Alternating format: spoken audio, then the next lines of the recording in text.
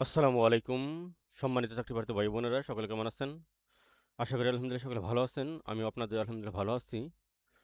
আমরা ইতিমধ্যে 20টি ক্লাস করেছি। আজকে আমাদের 21 নম্বর ক্লাস অনুষ্ঠিত হবে ইনশাল্লাহ। আমরা কোরআন অংশ শেষ করেছি। আমরা হাদিসের কিতাবুল ইমানের উপর আলোচনা করতেছিলাম। সে আলোচনার ধারাবাহিকতায় আজকে আমাদের কিতাবুল ইমানের উপর গুরুত্বপূর্ণ সংক্ষিপ্ত প্রশ্ন আলোচনা করা হবে ইনশাল্লাহ। 19তম শিক্ষক নিবন্ধন প্রস্তুতির অনলাইন কোর্স প্রভাষক ইসলামিক স্টাডিজ লেকচার 21। আমাদের কিতাবুল ইমানের আলোচনার ধারাবাহিকতায় আজকে ক্লাস, যেহেতু আমরা পূর্ববর্তীতে কিতাবুল ইমানের উপরে গুরুত্বপূর্ণ সংক্ষিপ্ত প্রশ্ন আলোচনা করতেছিলাম, ইতিমধ্যে আমাদের কিতাবুল ইমানের উপরে 2টি ক্লাস হয়েছে। আজকে আমাদের কিতাবুল ইমানের উপরে 3য় নাম্বার ক্লাস।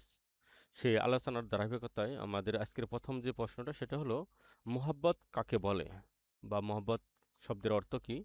আমরা জানি মোহাব্বত শব্দের অর্থ হলো ভালোবাসা, পছন্দ করা, কাউকে মন থেকে পছন্দ করা বা কারো প্রতি আকর্ষণ, এগুলো হলো মোহাব্বত। যেমন মোহাব্বত সম্পর্কে আল্লাহ রাসূল হাদিসে বলেন, আনাস রাদিয়াল্লাহু তাআলা আনহু ক্বালা রাসূলুল্লাহ সাল্লাল্লাহু আলাইহি ওয়াসাল্লাম লা ইউমিনু আহাদুকুম, তোমাদের মধ্যে কোনো ব্যক্তি ততক্ষণ পর্যন্ত ঈমানদার হতে পারবে না, হাত্তা ততক্ষণ পর্যন্ত আকুনু আহাব্বা ইলাইহি, যতক্ষণ পর্যন্ত আমি তার কাছে প্রিয় না হব কি থেকে, মিন ওয়ালিদিহি, তার পিতামাতার থেকে, ওয়ালাদিহি, এবং তার সন্তান সন্ততি থেকে, ওয়ান্নাসুল আজমাইন, এবং সমগ্র মানুষ থেকে। তাহলে মহব্বত সম্পর্কে রাসূল সাল্লাল্লাহু আলাইহি ওয়াসাল্লাম বর্ণনা করেছেন যে হযরত আনাস রাদিয়াল্লাহু তাআলা থেকে বর্ণিত, তিনি বলেন রাসূল সাল্লাল্লাহু আলাইহি ওয়াসাল্লাম বর্ণনা করেছেন যে ওই ব্যক্তি ততক্ষণ পর্যন্ত পূর্ণ ঈমানদার হতে পারবে না, প্রকৃত খাঁটি মুমিন হতে পারবে না, যতক্ষণ পর্যন্ত না পৃথিবীর সকল মানুষ থেকে, তার সন্তান সন্ততি, তার পিতামাতা এবং পৃথিবীর সকল মানুষ থেকে আমাকে বেশি পছন্দ না করবে, বেশি ভালো না বাসবে। ঠিক আছে? সেইখান থেকেই আহাব্বা থেকেই আমাদের মহব্বত শব্দটি এসেছে। সেখানে মহব্বত শব্দের অর্থ হলো ভালোবাসা, পছন্দ করা, মনের আকর্ষণ। তাহলে মহব্বত কাকে বলা হয়? পছন্দনীয় বস্তুর প্রতি আকর্ষণকেই মহব্বত বলা হয়। কোনো পছন্দনীয় বস্তুর প্রতি মনের যে আকর্ষণ, মনের যে টান, তার প্রতি যে আমাদের একটি মায়া, একটি মমতা, একটি ভালোবাসা, তাকেই মহব্বত বলা হয়। মহব্বত কত প্রকার? মহব্বত প্রথমত 3 প্রকার। মহব্বত হলো 3 প্রকার। মহব্বতের প্রকারগুলো কি কি? আমাদের 3 নম্বর প্রশ্ন হলো মহব্বতের প্রকারগুলো কি কি? 1 নম্বর হলো মহব্বতে তাবি তথা স্বভাবগত ভালোবাসা। 2 নম্বরে মহব্বতে আকলি তথা বুদ্ধি বা যুক্তিগত ভালোবাসা। 3 নম্বরে মহব্বতে ইমানি তথা বিশ্বাসগত ভালোবাসা। তাহলে আমরা দেখতে পেলাম মহব্বত মূলত প্রথমত 3 প্রকার।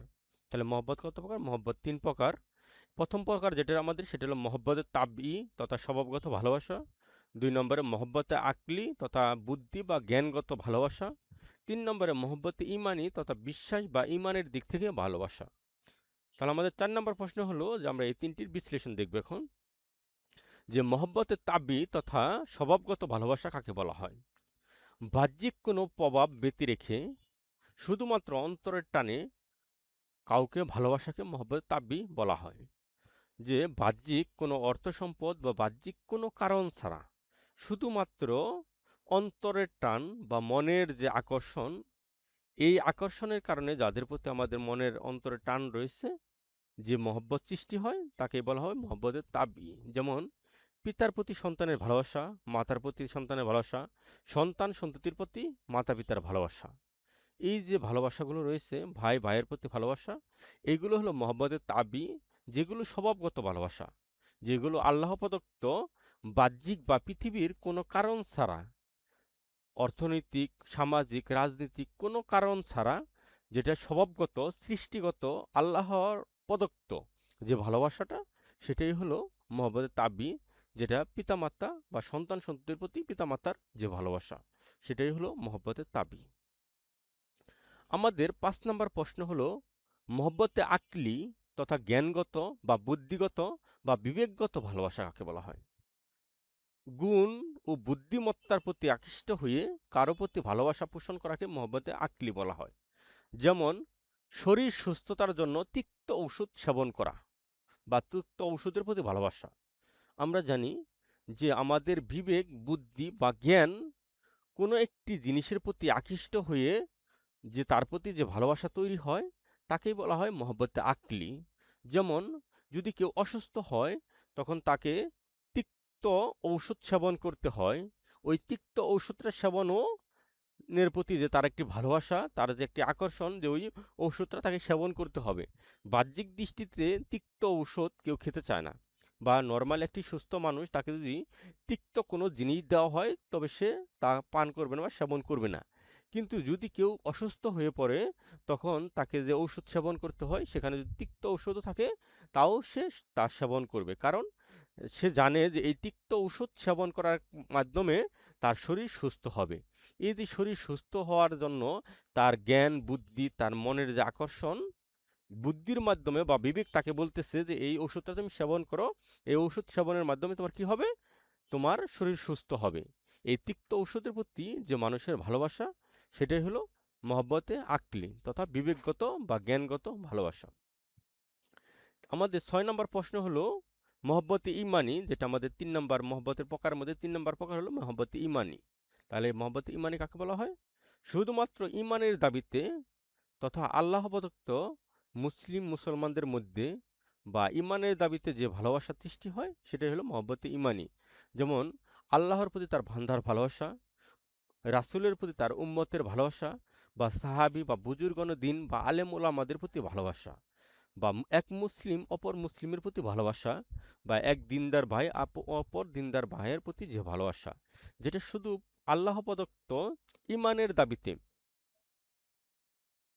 আমরা ইমানের দাবিতে বা বিশ্বাসগত যে দিক রয়েছে, বা আমরা অন্য ধর্মের লোক কখনো আল্লাহকে তেমন ভালোবাসবে না বা মুসলিমদেরকে তো তারা ভালোবাসবে না।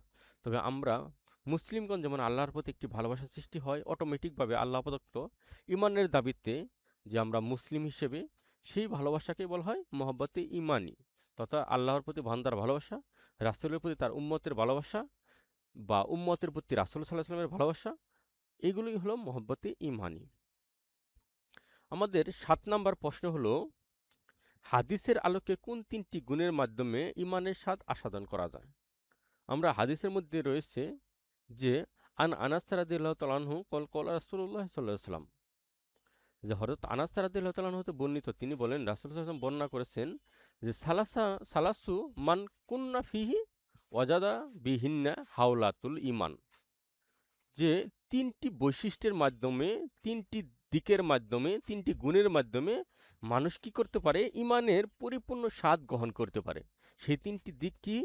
যে মান কানাল্লাহু ওয়া রাসূলুহু আহাব্বু ইলাইহি মিম্মা সিওয়াহুমা, যে যাদের নিকট পৃথিবীর সকল বস্তু, সকল বিষয় বা সকল কিছুর চেয়ে যাদের নিকট আল্লাহ এবং তার রাসূলের প্রতি ভালোবাসা সৃষ্টি হয় বা ভালোবাসা বেশি, যাদের